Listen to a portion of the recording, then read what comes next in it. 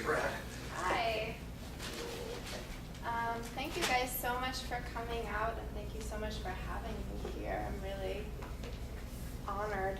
I'm going to keep track of the time a little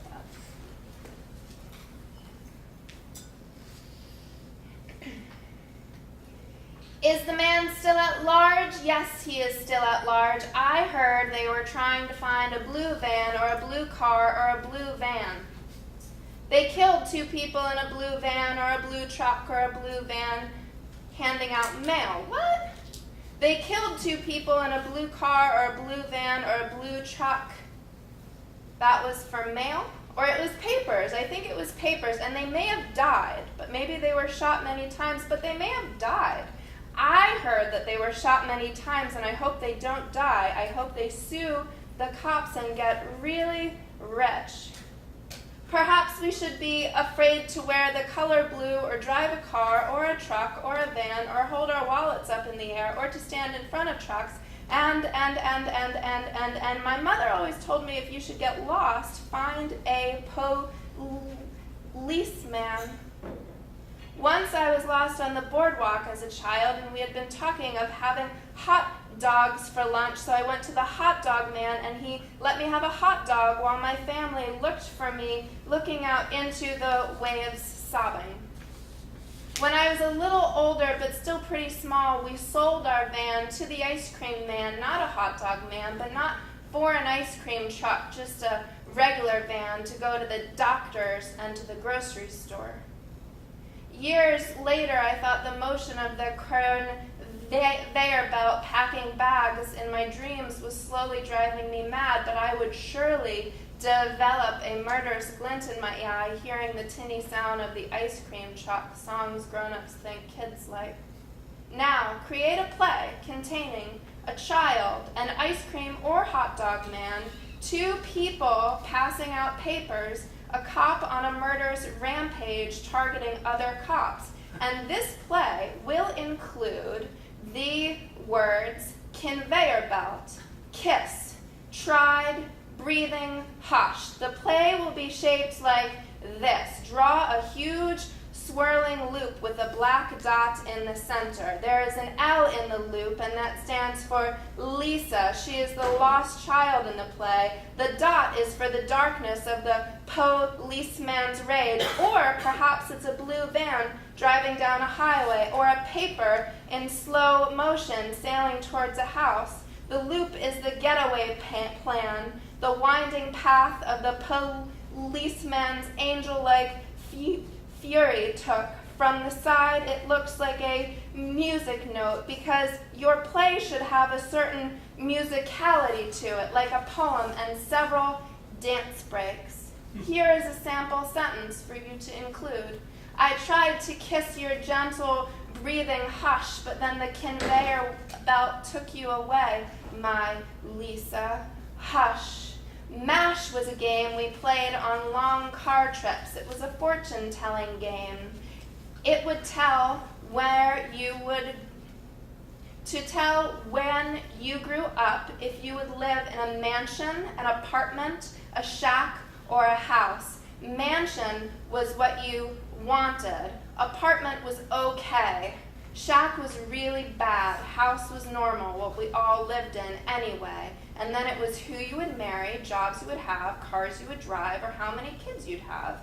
And for fun, there'd always be one joke, like I'd marry Steve Urkel and drive the Wienermobile and have 45 kids and live in a shack. If I was to redesign this game now, I would create a stack of secret cards to draw for random acts of violence and courage and pure fuck luck. Draw a card. You have made an app that tells people that there are other people nearby that want to have sex with them. You win at MASH. Draw a card. You have been gunned down because a policeman is on a murderous rampage because of the inherent racism in the police force, and you were delivering papers with your sister in a similar van and were gunned down by the cops who are after the renegade cop. Roll the dice 3 times to see if you've died from the shots. If you live, you win at MASH. Draw a card. You've been lost on the beach. Roll the dice to determine if you've drowned in the waves or if you are eating hot dogs under the shade of a stiff umbrella. Close your eyes and imagine your mother sobs. Close your eyes and remember being a child. Close your eyes and be reminded that life is painful and fun. Roy in an explosion of flowers. The start of this play is the TV turning on. The TV is a chorus of voices. The TV is a person who is also a duplicity of voices. The city is filled with ghosts, thousands of ghosts of people who have been killed by a plague. And some of them were geniuses, and some of them were funny, wonderful kind, and some of them were dummies or meanies or bores, and one of them was my cousin, Roy, and up on the marquee we see Roy in huge letters, light up in an explosion of flowers. I will paint your name in lights, Roy in an explosion of flowers, Roy in an explosion of flowers.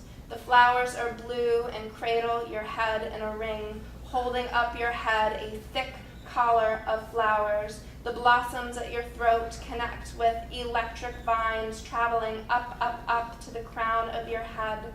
When the vine snakes upwards to spike out of your skull, it makes the sound of a mallet on a gong, and from the tendril propelled by the sound creeps a tight white bud.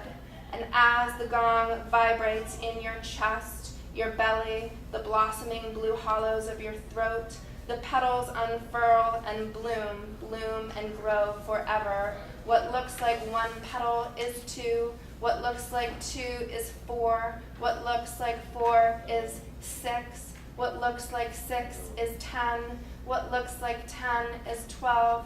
What looks like 12 is 16. And onwards, delicious multiplicity, upwards blossoms, unfurling, orgasmic, because nothing is ever born and nothing ever dies.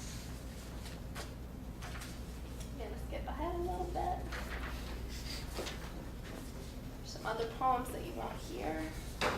Okay.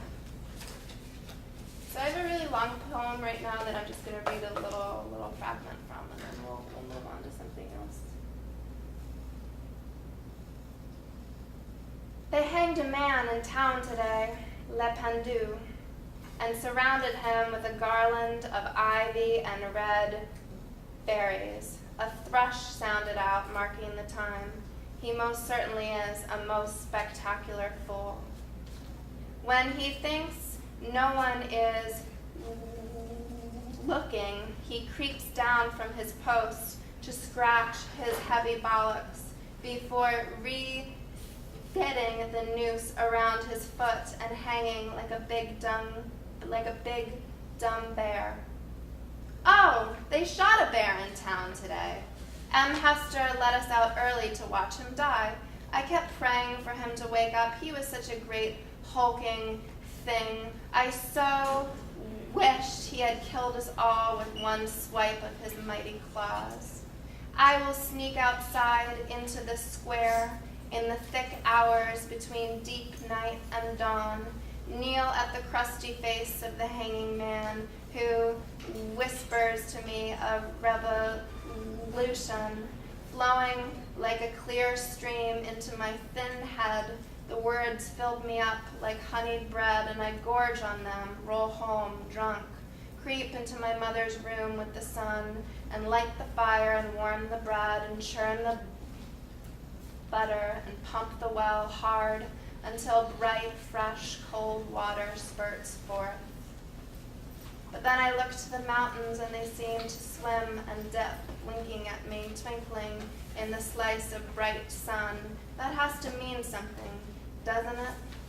Doesn't it?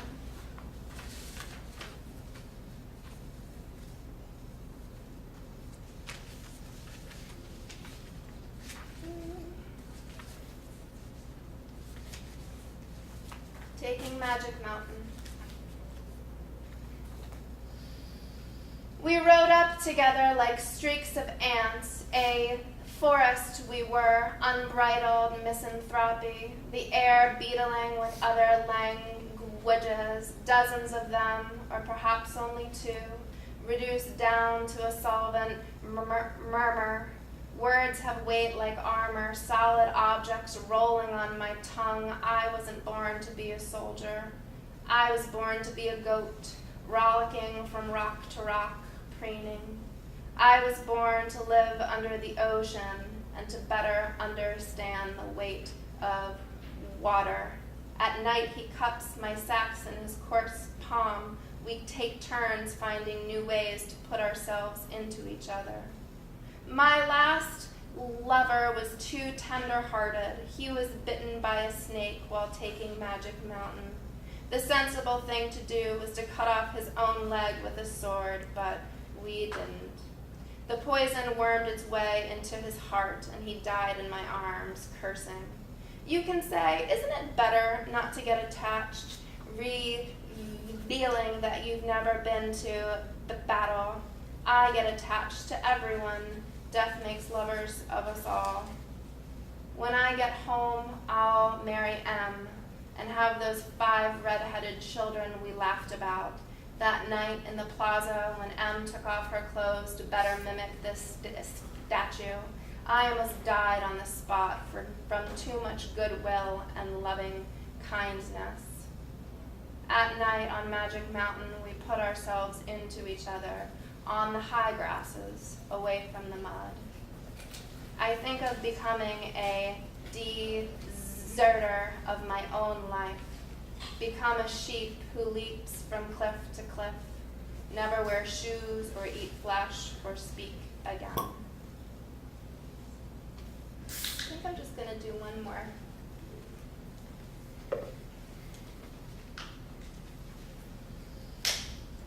So just like that, I'm in a room filled with ghosts.